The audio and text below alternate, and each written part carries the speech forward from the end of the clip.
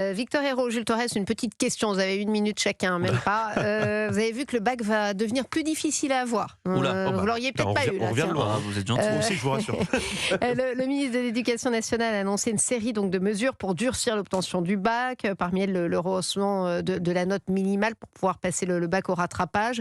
En gros, il veut donner de la crédibilité, redonner plutôt de la crédibilité au bac. Édouard Geffray, c'est une bonne chose, Victor Hérault? Évidemment, on serait fou de dire l'inverse. Maintenant, on revient de très très loin. Je veux dire, des petites mesures. J'avais vu pas de rattrapage en dessous de 8 de moyenne. Je ne savais même pas que c'était déjà possible. Non, mais je ne savais même pas que c'était possible de rattraper avec en dessous de 8 de moyenne. Pour moi, c'était entre 8 et 10. Il y avait une petite coup de pouce, vous voyez. Oui, mais enfin, les coups de pouce, moi je trouve que là, c'est la phrase bateau, l'enfer est pavé de bonnes intentions. On envoie des étudiants au casse-pipe. Quelqu'un qui n'a pas... Alors, c'est bien, il a le bac en poche, il n'a pas le niveau.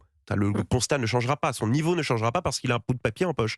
On envoie au casse-pipe des étudiants qui ensuite redoublent, qui triplent, qui font des études à rallonge dans tous les sens et qui n'arrivent à rien une fois qu'ils arrivent sur le marché du travail parce qu'on leur a fait croire qu'ils avaient le niveau de passer le bac, parce qu'ils l'ont eu, ils n'ont jamais eu à repasser les épreuves, ils n'ont jamais eu à retravailler, alors que c'est ce qu'il faudrait faire. Un mauvais élève en soi ne va pas toujours rater le bac, mais lui donner un bout de papier en disant c'est bon, tu as réussi, va dans les études supérieures et ensuite tu iras sur le marché du travail, pour moi c'est criminel. Non, mais on n'exagérait pas quand même.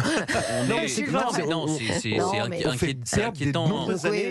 C'est inquiétant et dangereux, mais je ne sais pas si c'est une très bonne mesure. Je pense que c'est quelque chose d'extrêmement cosmétique, alors qu'il faudrait une vraie révolution copernicienne. Quand on lit les détails, c'est que ça va changer aussi sur les mentions, c'est tout. Mais bien sûr, moi j'aimerais juste que les enfants, quand ils sont au collège, sachent écrire et lire. Peut-être que ce serait peut-être déjà une meilleure chose que d'augmenter, parce que ça sert à rien d'avoir des élèves qui en seconde et en première ne savent pas lire le français, ne savent pas écrire dans un français correct.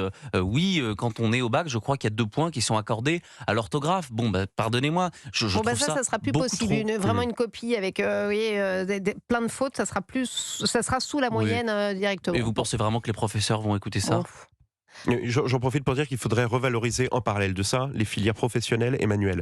On a trop longtemps dit que les études c'était l'alpha et l'oméga et qu'aller devenir charpentier c'était absolument c'était pour les moins bons élèves, etc. Ça c'est une bêtise absolue. Que celui qui est plus doué avec ses mains, qui irait faire des études à rallonge alors qu'il n'est pas fait pour ça, le fasse, qu'il aille travailler avec ses mains. Il est fait pour